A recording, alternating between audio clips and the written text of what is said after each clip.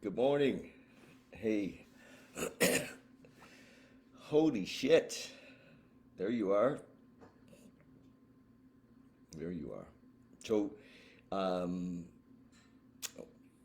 just, uh, can't even say it. So here's the deal. Here's the deal. What if, what if 99% of what we think is just bullshit? What if 99% of the thoughts that happen, wherever they happen, we kind of perceive them as happening up here, but what if it's just all, what if 99% of what we're thinking is just bullshit? It's just story. It's just what ifs. It's just, you know, could have's, or should have's, or might have's, wannas, gonnas, wannas and gonnas. Hey, what if it's just all story? And you're living in the story. So I'm going to start again. What if 99% of what we think, or think that we think, is just fluff? It's just bullshit. It's just story. It's not even remotely relevant to the moment. What if that's true? What if your mind is full of fluff? Story of the past. And then with the story of the past, the coulda, shoulda, woulda, coulda, mighta, you know, we make up all this meaning about it, all this. We're just caught in it. It's like watching a movie.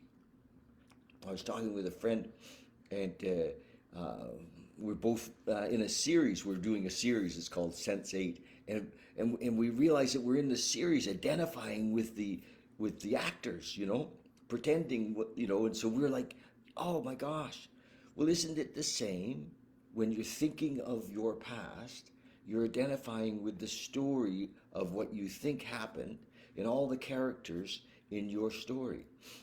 Your relatives and your work people and your recovery friends, and you're all in this story, and it's just all a waste of energy. Because we get worked up about it too. We're like, oh, they should have done that.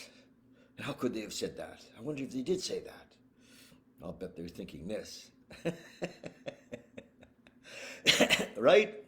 Am I right? Yes. So what if you knew this? What if you knew this? Right now, we knew it. We were agreed on this one thing. We were agreed that all of our thoughts is just story. It's not real. What if we were agreed on that? Okay, we got that. It's a point, and we got it. Yes, okay, David, I see it. It's not real. Not right. So how much time do you spend there? In the past, think how much time do you spend, what ifs in the future, going to, this is what I'm going to do. This is what she might do. And so we're not here. Boom. So the 1% is here. This is what's relevant right now. But we're not here. We don't even remotely know how to get here. And I'm going to give you, if you don't mind, right now, the reason why being here is important. When we're in the past, we have no power. We are powerless, and we're caught up in, a story, and we get stressed. Our body reacts as if it's real. Body doesn't know the difference. So we have physical stress, we get sick. We have emotional pain. So we're in the past, in the illusion. It's dangerous, okay? And it brings us symptoms in the moment. Or we're in the future the same way, in fear. And, oh my God, what if this? What if that? It's all story. It's bullshit.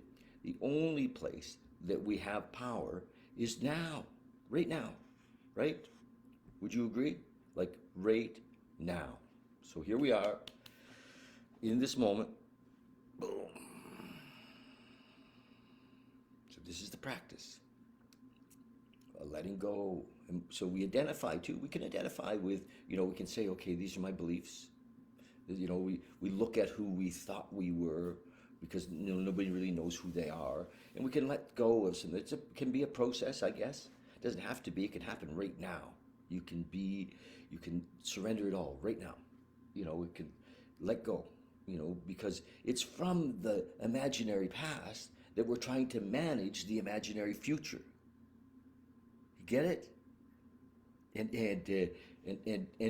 with our management is all of our um, conditioned fears. So we're coming out of the past, imagining what we think happened, and we're conditioned fears or trying to manage the future. So that's it. Who is the thinker? And if we're in this moment with who the thinker is, we're like, oh, okay, I get it. It's me. Well, you don't even need to know who me is. Me is nobody. Me is nobody. We let go of our identity. And it doesn't mean that we're not amazingly here. We're more amazingly here. People will say, wow, you're really, something's changed. Yes, because I'm not living in the story anymore. I'm living in the moment. I'm here. This is where the power is. This is where, so there's like two kinds of thoughts. There's all the random thoughts that I just talked about, right? Boom, tons of these random thoughts of the past and all the stuff that comes up around them, the whole story that we weave back here, and then the future thoughts, again, all the story. Those are random. They're the fluff thoughts, they're the bullshit thoughts. And then there's the 1%, which are the thoughts that we actually bring into the moment to create. We think things like, oh, I need to brush my teeth. I need to, or we sit down and we're in a creative space. Maybe we're writing, or we're doing art, or we're creating music, or we're creating business, right? And in the moment is the power, which is love, which is universal intelligence, which is consciousness, and we tap into that, and then we can. We make the world in front of us from that power. So be here. I mean, you're missing the ride. That's all I got to say. And I know it sounds confusing because you've only ever lived there. But I have lots of examples, actually, where you have lived in the moment, where you have found that power, where you have found that creativity, that oneness. I have lots of examples of who this is. But mostly people want to run away. Like, I'm talking about this stuff, they're like, oh, don't talk to me about that. What? Are you tired of being ineffective? Right? Aren't you tired of living in fear? Right? Regret? Guilt and shame? Aren't you tired of that yet? So this is, become aware. Become aware. Awareness is power. Awareness leads us to consciousness, to the moment. So enough said. Who is the thinker, right? How much of the thinking thoughts are relevant to this moment or current activities? What if 99% of the thoughts in your head are total fluff? What if you knew this and began the process of letting go, of not identifying with the story, the past, or the possible future? Wouldn't you then just be free? Yeah, that's it. I don't know. Anybody out there? All right. So we've been doing this little reading. I think it's I read from this little book, which is kind of a fun book. I don't always agree with it, but it's amazing. It's part of daily practices for me, and part of daily practices for you. How do we get to be here in the moment on a daily basis? Well, one of the things is that we have daily practices. And through like prayer and meditation and, reading inspirational stuff, and we come into the moment with that. We don't just read it and throw it down. We actually contemplate, sit with it, right? We're going to do that. We're going to read this, then we're going to sit for a couple of minutes, okay? And I'd like you to join me. So a lot of what's in this book is around, it was the very early days. This was written in AA, the very early days of AA. And so it's kind of leaned that way towards the early days of AA. On a dark night, it says, the thought for the day, on a dark night, the bright lights of the, I read that yesterday, February 7th, here we go. I always forget what day it is. Cody laughed at me the other day. He said, "You never know what day it is." Well, I guess I don't pay that much attention. A nightclub, it said, crowded with men and women, all dressed up in evening clothes. Looks like a very gay place. But you should see the men's room of that nightclub the next morning. What a mess. People have been sick all over the place, and does it smell?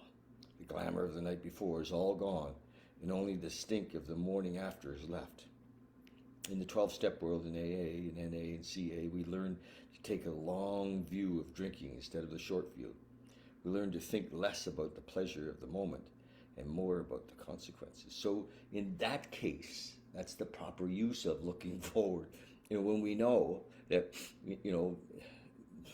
that if certain activities are always going to give us certain results, we play that tape. We're like, oh gosh, I think I'm going to go there. I've seen that. That's called intelligence, right?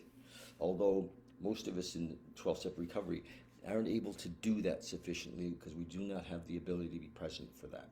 So we have to, we use a spiritual concept to bring us into the moment, into this presence, which is deep down inside of us, into this oneness of the moment, and we're free.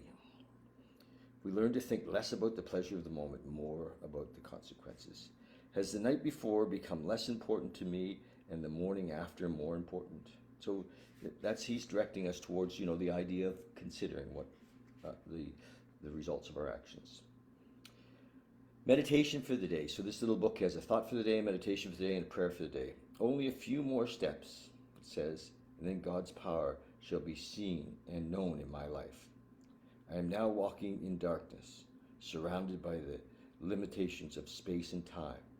But even in this darkness, I can have faith and see by a light to guide.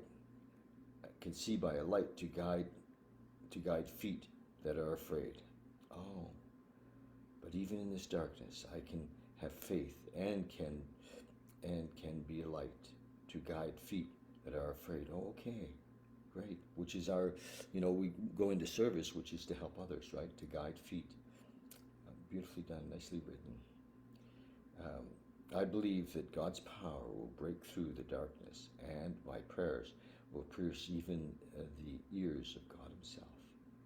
But only a cry from the heart, a trusting cry, ever pierces that darkness and reaches to the divine ear of God. And many times I say to fellows who are in desperate shape, I say, man, pray, like really ask. Go deep inside. Say you've had enough, And what is it that we're really praying for? To be free of our crazy mind, which has us stuck in the past, stuck in the future. It's painful. It's so painful that we need to drink or drug just to escape. Prayer for the day. I pray that the divine power of God will help my human weakness. I pray that my prayer may reach through the darkness to the ear of God. Nice, really sweet. It's a cute little book. It was written in 1954, and or published in 54. So you guys, we're going to just sit for a few minutes and meditate. If you'd like to join, just, the whole idea of sitting is, the beautiful practice. If you do this daily, just do this daily, even if it's 3 to 5 minutes, just sit. I just call it sitting. We come into the breath. So we sit, close our eyes,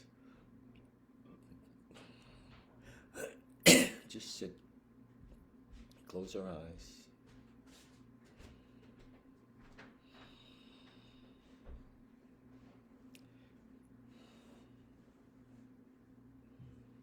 Come into your breath. So the beautiful thing about focusing on the breath is that the breath brings us into the moment. For the most part, many of us have no idea that we're not really here. We think that the reality is the past. We think the reality is the future. We only talk about the past. We only talk about the future. So just be here in this moment with the breath.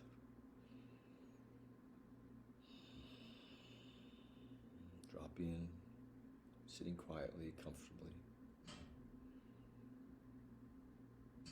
One of the beautiful things that happens when we drop in is that we begin to see that our thoughts are happening kind of without us. We soon realize that we are not our thoughts, that they're just random stories, somewhat related, some related from the future or the past. And we get to a place where we see that we're not our thoughts. And then we can more easily let them go. Just drop them. Gently though, just gently let them go. Be in our body, be here now.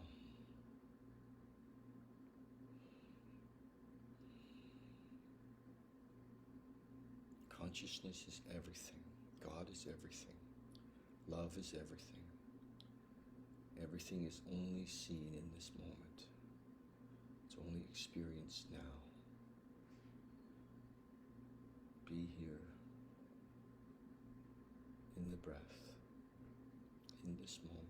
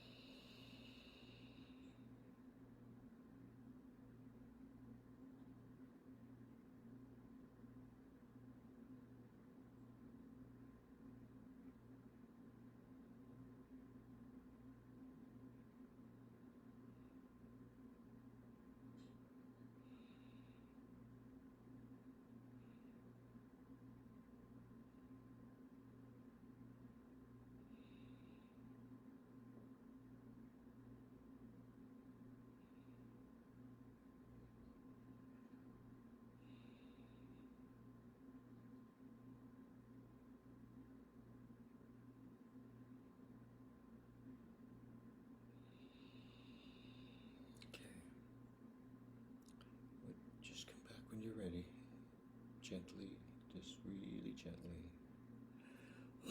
If this doesn't seem long enough, that's okay. You can just stay where you are and drop back in.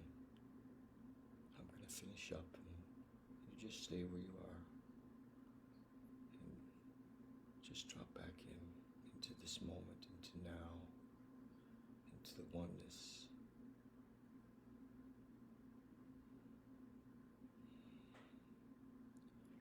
Be here now.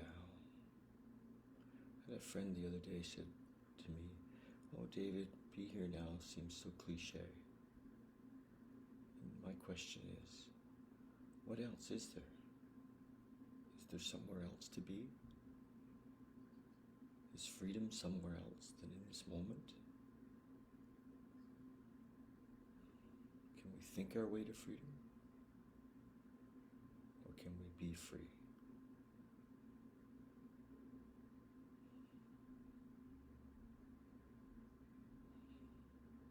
Thanks, you guys. Love you lots.